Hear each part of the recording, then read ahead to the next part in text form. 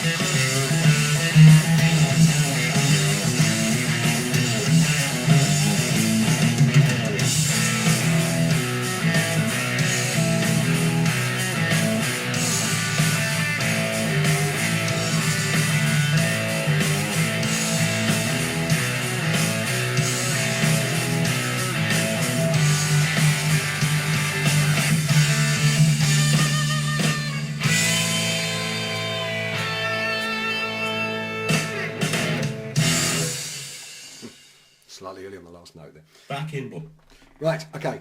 First of all, it's obviously a heavy rock track, so you need quite a bit of distortion, but not as much as you maybe think. You want it nice and crunchy, so you've got plenty of power to it, but still plenty of note definition. So again, avoid any delay or anything like that, because you need to be able to make sure that you can get the chords to sound nice and punchy, so when you mute them, it kind of stops nice and cleanly. You haven't got echoes and things going in the background. I'd use probably your bridge pickup as well for the same thing, so you've got plenty of definition to the sound. Right, let's have a look at the first section.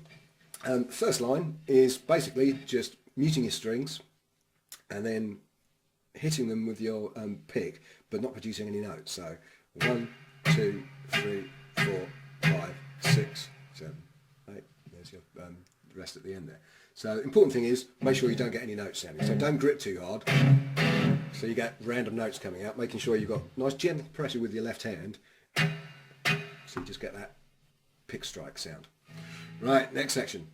Now, although it's E5th, D5th, A5th, if you can, there's certain places where it's hard to just because of the speed of the track, but try and fret your full chords.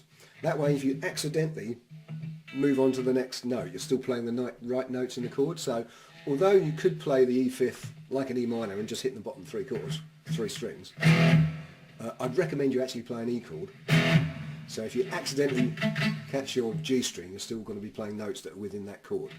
So you want E5, staccato marking, so mute it afterwards. You want, so you've got to cut it nice and short. Then up to the D, again I'd fret a full D there rather than just a D5. 3 times, so downstroke, upstroke, downstroke, and the mute. Then to the A. Now again, depending on how you do it, you can either do it with one finger or by fretting a full A chord. It's whatever you find more comfortable really. So that first section, E, D, A. Long rest, then we have a bit of a pentatonic scale noodle. Now, first bit's actually picked, so you're going from the 3rd fret to open E, B string at the 3rd fret, the D note, open B. Then we have a bend, I'd use your 2nd finger, up a tone then down again. Is it specified as a pull off? Yes it is. Then to your open G string, so you want 2nd fret, bend, release, pull off. And it's semi-quavers, so it's fast. And so you come straight back to that repeat, that E chord at the end of it. So if I do a loop of that section, so you can hear how that little pentatonic lick fits in.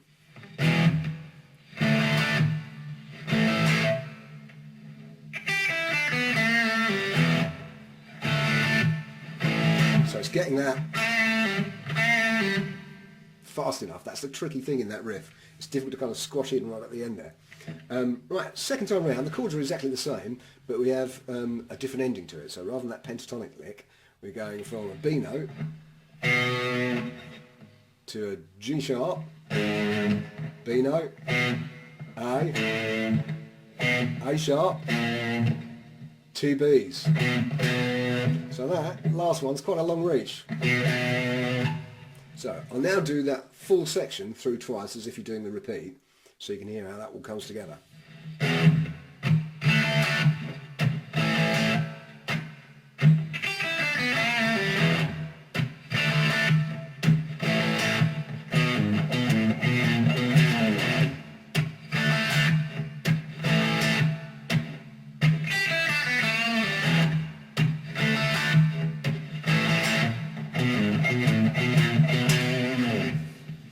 Right, next bit.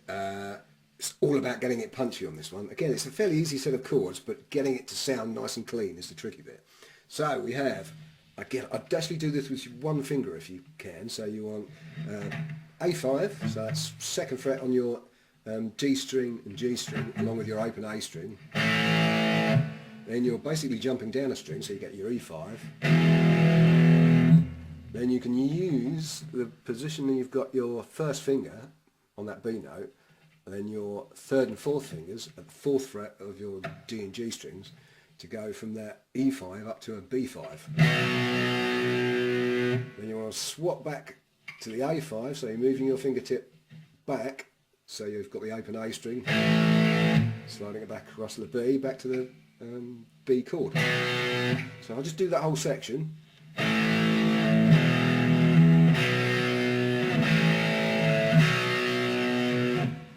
Does that twice, I believe. Yeah.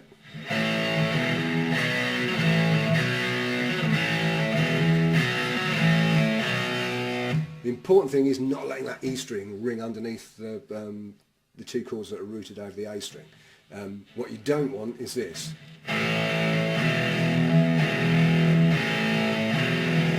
Because it just sounds dreadful. So you've got to be really careful not to catch that E string when you're playing the A5th and the B5th.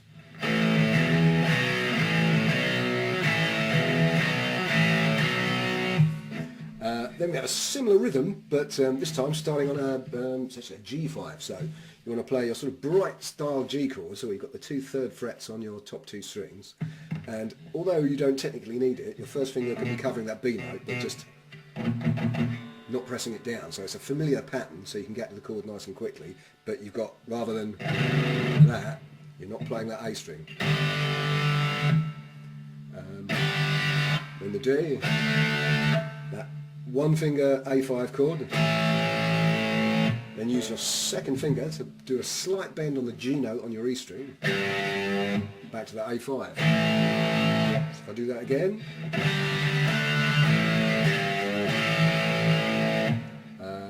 Exactly the same again. Back to the previous chord section, so the A, the E and the B.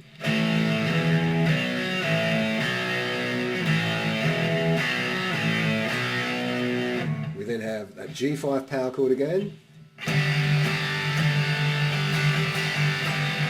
Then just your open D and G strings up to that D chord. We're then at the solo. Now, your best bet is, despite the fact the key signature is actually A, E minor pentatonic is the way forward to give that kind of Angus Young sort of sound. Don't need to do anything flashy, but it needs to be rhythmically very strong and a big pile of attitude. So don't need too many notes as long as you play them with conviction. That's the key. Right, now that solo section is actually sort of longer than it feels like it ought to be. You've actually got to play through that 4-bar pattern 4 times, so it's actually 16 bars, so it's quite a long solo. So you have to kind of count it in your head and make sure you know when you've got to go back to the dulcagno and start doing those chords again. So after the solo we go back to the last line on the first page, back to those chords again.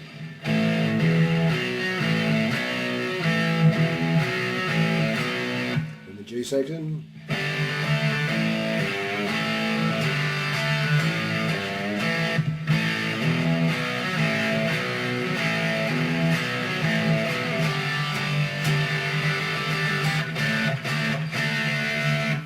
Right, page 3.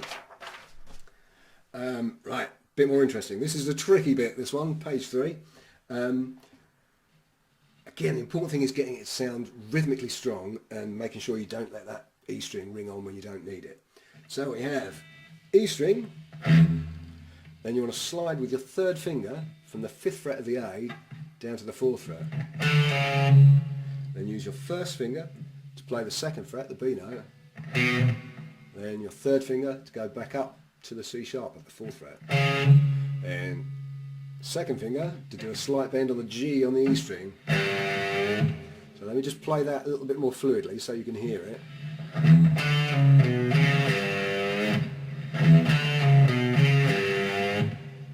Then we have an ending very similar to the opening riff, but it starts actually on, if I get this right, the A note rather than the G sharp. So B note, A sharp, up to B.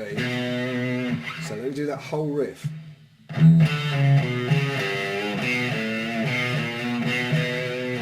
Round again.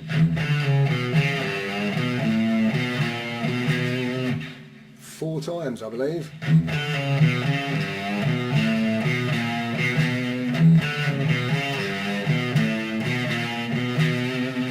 Then it plays exactly the same thing, but jumping across to your A string.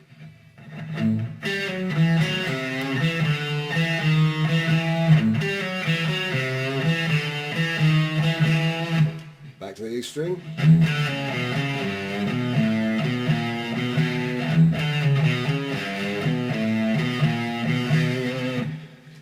Then we're back to the chords again.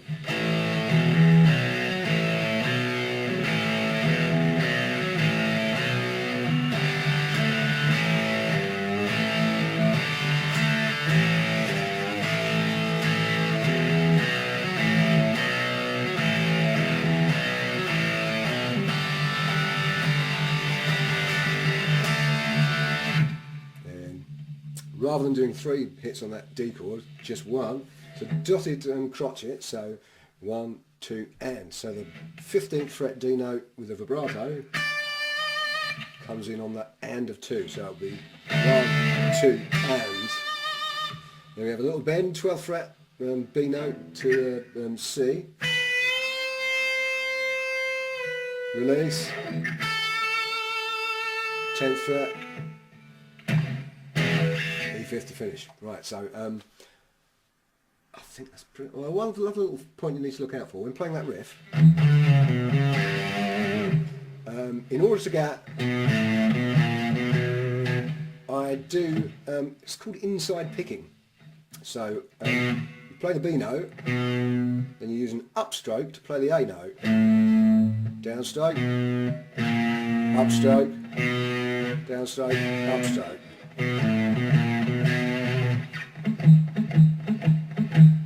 find that a little bit easier than trying to go all down. So using that inside picking might help a little bit there, but it's kind of whatever way you can perform it tightly, that's the key. Okay, I'll play it again a second time now with the backing track slowed down a little bit.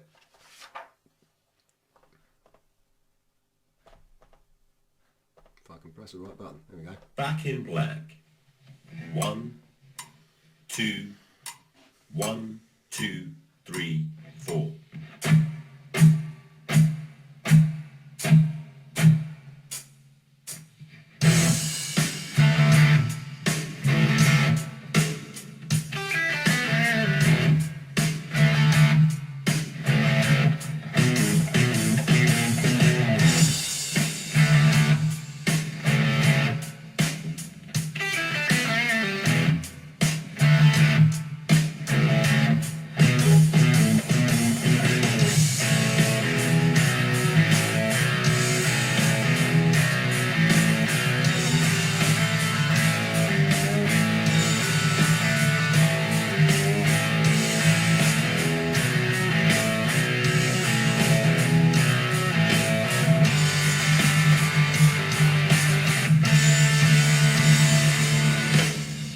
Solo. 2, 4, 2, 2, 3, 4, 3, 2, 3, 4, 4, 2, 3.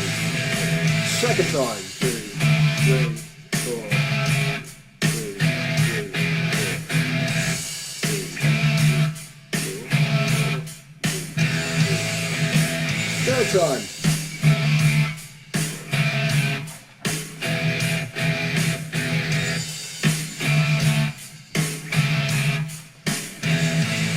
Last time, 1, 2, 3,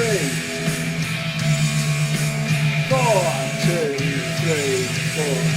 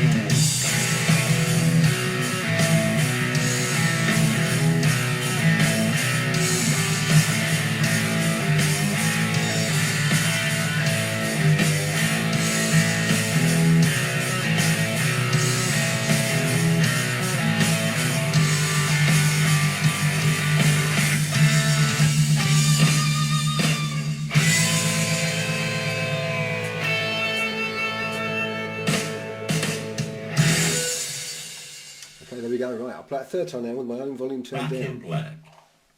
1, 2, 1, 2, 3, 4. 1, 2, 3, 4. 1, 2, 3, 4. 2, 3.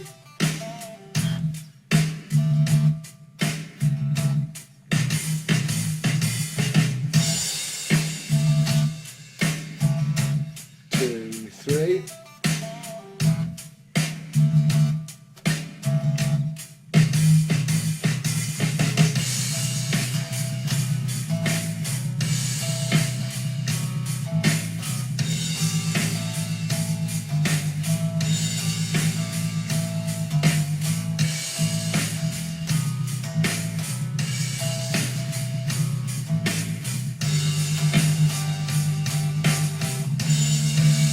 'Into the solo. 1.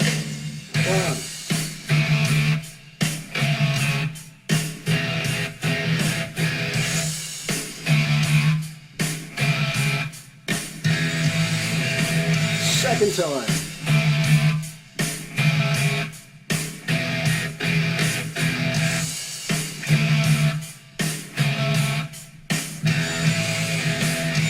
time.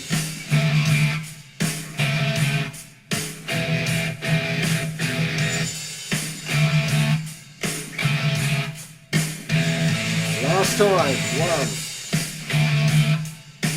2, 3. 1, 2, 3, 4.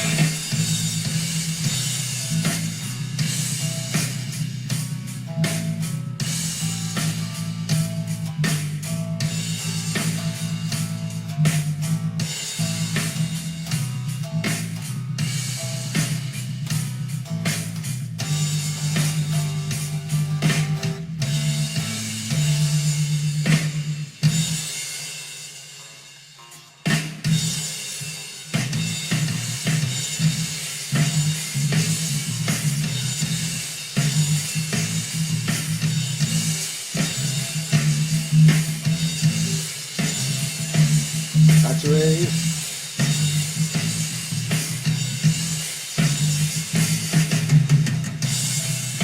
The chords again.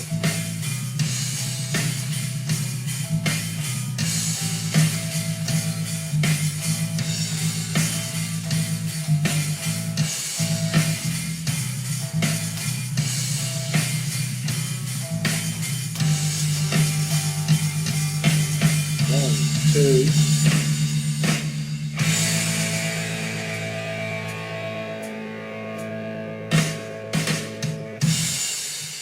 There we go. Hope that helps.